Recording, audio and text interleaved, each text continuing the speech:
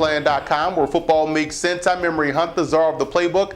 Bring you our 2013 preseason All-SEC team. So let's start this video off by naming the starting quarterback on our list. After rushing for over 1,400 yards and 21 touchdowns and throwing for over 3,700 yards and 26 touchdowns and also winning a Heisman Trophy as a freshman, there's no quarterback right now in this conference that I would want starting in place of Johnny Football.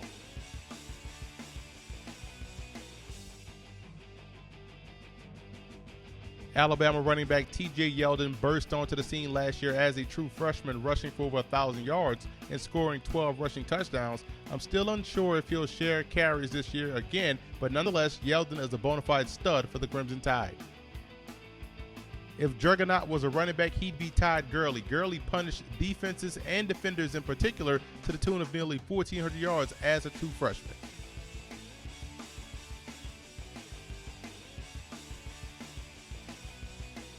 A legit pro prospect, Jordan Matthews out of Vanderbilt, enters the season as my number 2 rated senior wide receiver prospect, and his run after the catch ability is what makes him dangerous and is definitely worthy of a starting spot on our list. Amari Cooper was a first-team freshman All-American last season and was Alabama's big play receiving threat. Cooper hauled in 11 touchdowns last year on only 59 receptions, a very impressive player. Arthur Lynch out of Georgia is a very solid all-around tight end. He blocks well, he catches well. Expect his receiving numbers to increase significantly this season.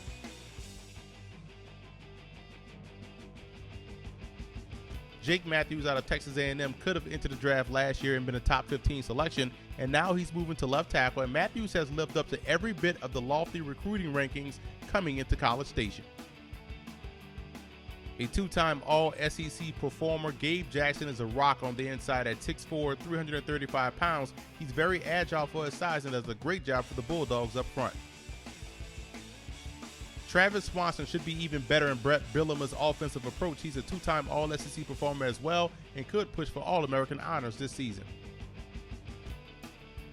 Anthony Steen is a quiet and very solid performer on a very talented Crimson Tide offensive line. Cyrus Kawangio is considered by some to be a better prospect than DJ Fluker, but what's not debatable is the fact that this is a guy that dominates his opponents each and every week.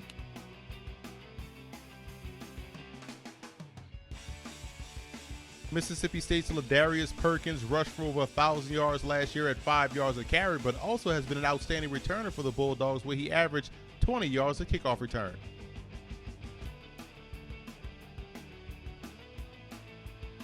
A big, physical, and athletic presence, Jadeveon Clowney had 13 sacks last year and 10 TFLs and will make a serious push for the Heisman Trophy this season. Anthony Johnson has been a very solid player for the Tigers defense. Last year he had 7 TFLs and has gotten better each and every season. This year he can push for all SEC honors. When you talk about big man that dominates, you're talking about Daniel McCullers out of Tennessee at 6'6", 377 pounds. The senior defensive tackle plays with excellent leverage, which allows him to be productive. I'm a big fan of Danico Autry out of Mississippi State. Here's another stout defensive tackle coming out of that Bulldog program, and Autry came in as a JUCO transfer last year and finished second on the team in TFLs with 5.5.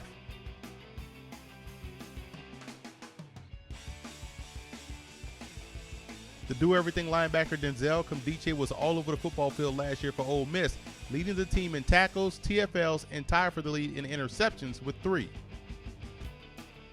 One of the more versatile linebackers in the country, C.J. Mosley out of Alabama, can play both the run and the pass and also has displayed excellent football IQ. The former freshman All-American and second-team All-SEC performer A.J. Johnson out of Tennessee was the team's leader in tackles with 138 and also TFLs with 7.5.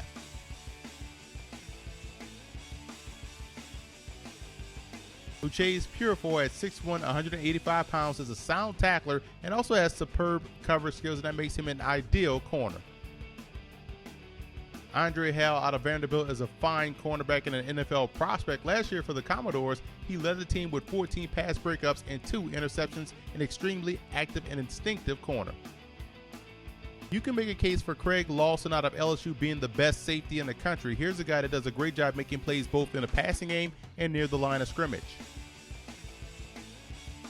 When I said you can make a case for Craig Lawson being the best safety prospect in the country, the person you have to argue against is Clinton Dix out of Alabama. Clinton Dix is a guy that possesses great ball skills and excellent instincts and is next in a long line of well-coached Saban defensive backs.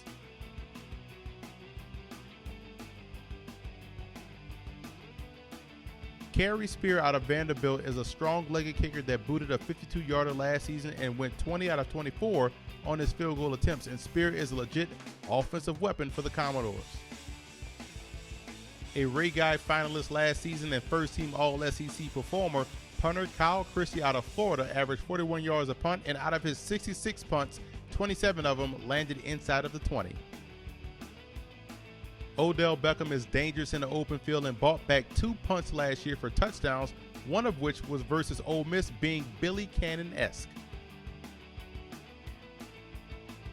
Now let's take a look at my second team offensive preseason All-SEC squad. You see A.J. McCarron is the quarterback on this list.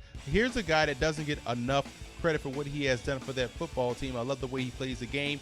Wesley Johnson, another sound offensive line prospect coming out of Vanderbilt, as well as James Stone out of Tennessee. And Trey Mason makes the second team as our all-purpose player. Love what he brings to the table for the Auburn Tigers. Now let's move over to the second team defensive All-SEC team. You look at that defensive line and you have to be impressed. 2 guys out of Arkansas, Byron Jones and Chris Smith. The linebacking core is also solid. Jordan Jenkins should put up some big numbers this year as a sophomore. And E.J. Gaines out of Missouri, a fine cornerback prospect, another guy that's on the radar of NFL scouts.